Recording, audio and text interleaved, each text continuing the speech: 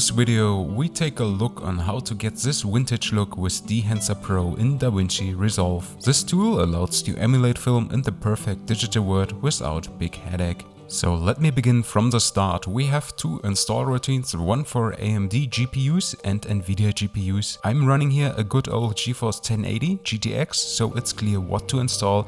And let me mention that in the beginning already, Dehancer Pro needs a powerful GPU with a minimum of 4GB RAM video memory if you only produce in Full HD, and the rest of course should be potent enough too. So the higher the resolution, the more video memory the computer needs. After installation you can just open Resolve, activate the plugin and start. The plugin you'll find here below all the Resolve effects in the color correction tab.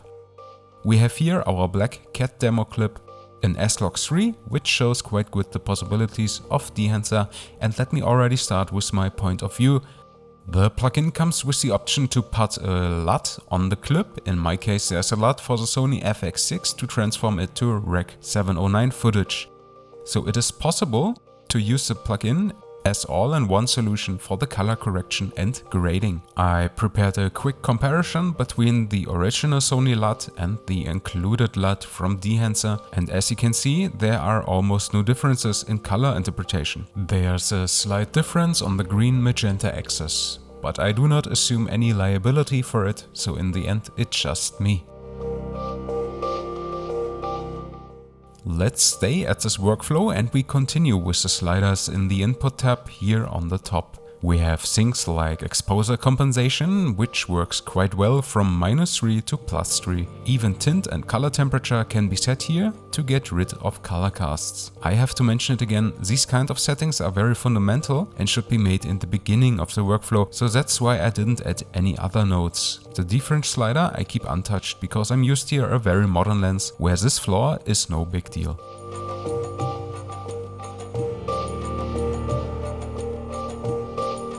After the input tab, we go over to the heart of Dehancer, the actual emulation. In the film tab you can choose an analog film look from over 60 film profiles. And I should enable that of course. When I tested the Lightroom version I started to like the Fuji Superior 200 film, so let's have a look on this one. And I still like the look also on that material. What I miss here are the categories like in the photo version. I mean, that's just a small detail, but it's nice to know if you are using a dedicated motion picture film or a normal camera film.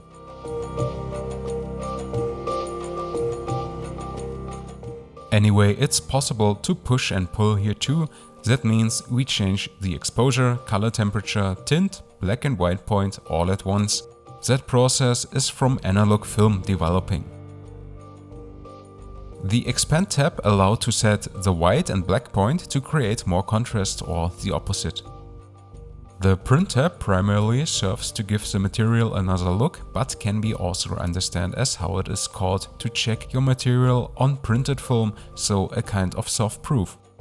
Nevertheless, here you can change things like color density and saturation. And if you want to use these sliders without a profile, then the profile linear should be chosen. The checkbox at analog range limiter is useful if the footage starts to struggle because of too deep blacks and highlights. In the color head tab, the RGB channels can be changed. When I tick the gang checkbox, you can set all sliders at once. The preserve exposure slider is when set to 100%, preserving the exposure. Surprisingly, when set to 0 and I adjust the color sliders, then the exposure is also affected by it. That's an interesting option and another one to tune the look.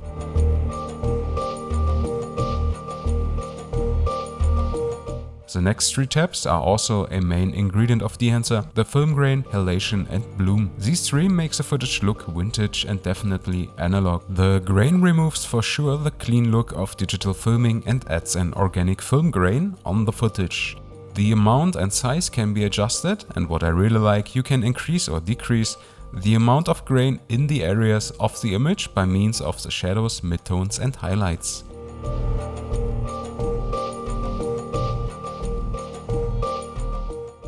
The resolution of the grain should be set wisely, because with that you are also affecting the overall sharpness of the footage. The chroma slider allows the saturation of the grain, what needs a lot of attention, so far you don't use a big number of grain amount.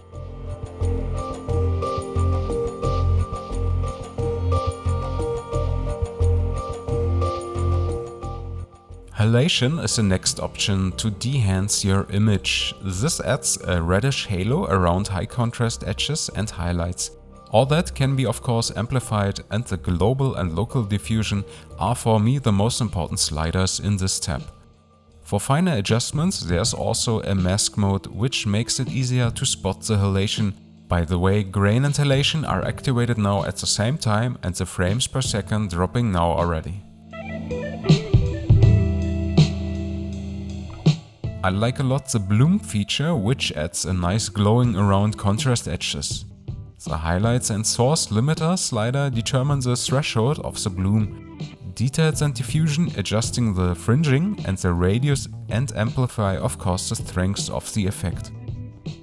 So bloom brightens everything up. There is the saving highlight slider to protect the highlight areas from clipping, what is quite useful in particular in my demo footage here. And for more fine adjustments there is a mask mode. Also in the game is of course the vignette to darken the corners or a bit more of the image. What is nice here, it is possible to change the shape of the vignette so you can give it a more oval shape.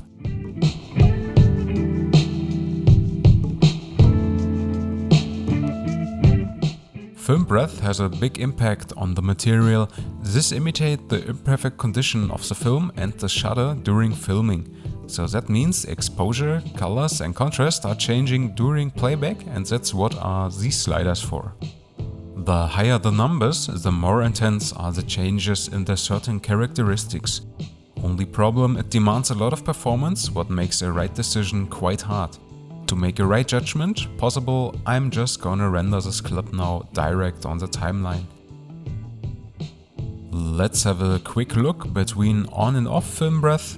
On the left is a clip without the breath, and on the right the one with. You see it quite good here in this area.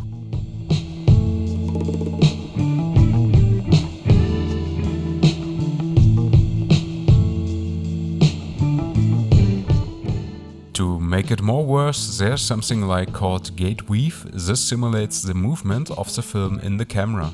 The number on the period slider determines the smoothness of the jumps during playback. The higher the number, the smoother it is. Translation X and Y and the rotation slider setting the shakiness and the disturbance and give a very impressive behavior to the image. Here again at full 24 frames.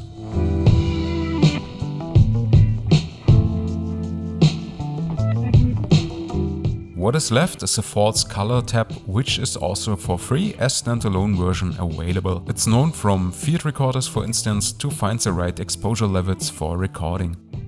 Last but not least, all enhancements, better said de-enhancements, which were made can be adjusted at once with the total impact slider under the output tab. And what is quite practical is the LUT generator. With two quality options you can create a LUT without using the Dehancer plugin to give your footage the wanted look. But of course all of this comes with trade-offs, namely everything under color head cannot be imported as LUT, so only exposure, colors, temperature, profiles and so on are usable as LUT. And to mess the machine completely up on which you are working on, you can set the quality of the set adjustments to high for more precise judgment. Dehancer Pro does a great job to make your material look bad, and that's a compliment. So many options which make it possible to take all the flaws from the analog world to the digital. If the camera is supported, which was used for filming, the plugin allows even an all-in-one workflow without big detours to get the wanted result. And of course for all who want to do it the classic way, where you would put things like Dehancer at the end of your editing chain, that's also easy done.